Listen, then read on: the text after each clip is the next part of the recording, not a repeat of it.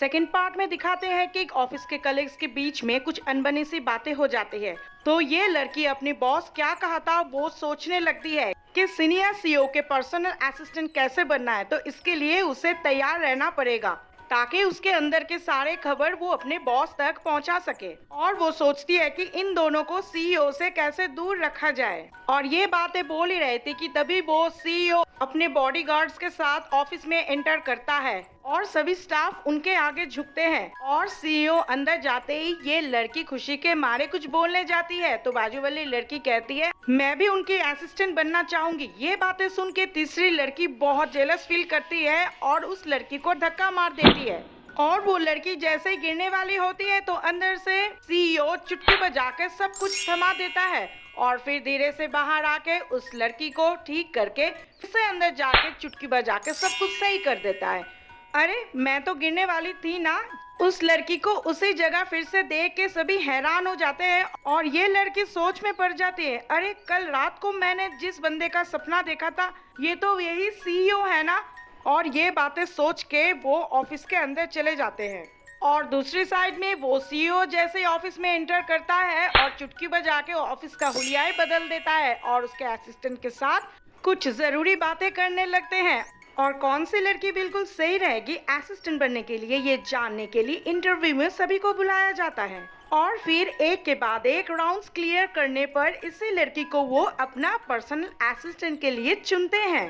और फिर अगले दिन ऑफिस के सामने कुछ लोग आके उस लड़की को किडनैप करके ले जाने वाले होते हैं कि तभी वहाँ पे सीईओ आते हैं और चुटकी बजाते ही सारे गुंडे गिर जाते हैं और वो वहाँ पे आके उस लड़की को बचा लेते हैं। और उनके साथ बहस हो जाने पर वो उसके ऊपर वार करते ही वो नीचे गिर जाता है।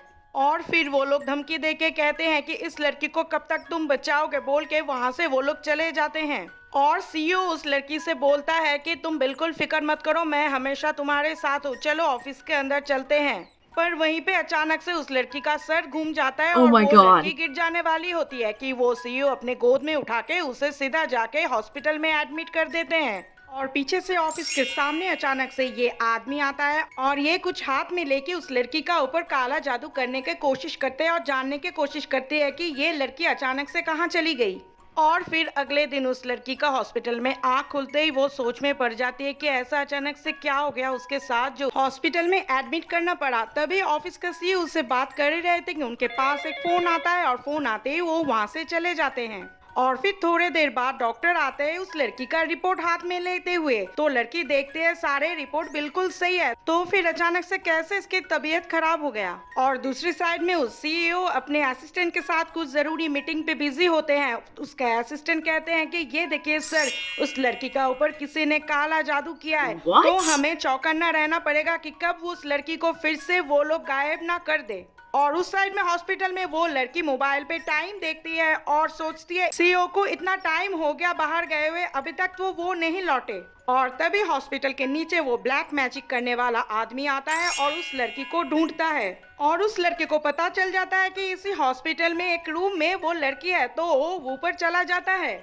और दूसरी साइड में उस सीईओ का असिस्टेंट उसे बताते हैं कि देखिए सर, वो ब्लैक मैजिक करने वाला आदमी हॉस्पिटल पहुंच चुका है, अभी हमें जल्दी से जाना है उस लड़की को बचाने के लिए, तो यहाँ से जल्दी चलिए। तो दोस्तों आगे क्या होगा ये जानने के लिए मेरे चैनल को सब्सक्राइब कर लीजिए और वीडियो अगर पसंद आए तो लाइक शेयर और सब्सक्राइब कर लीजिएगा। Thank you.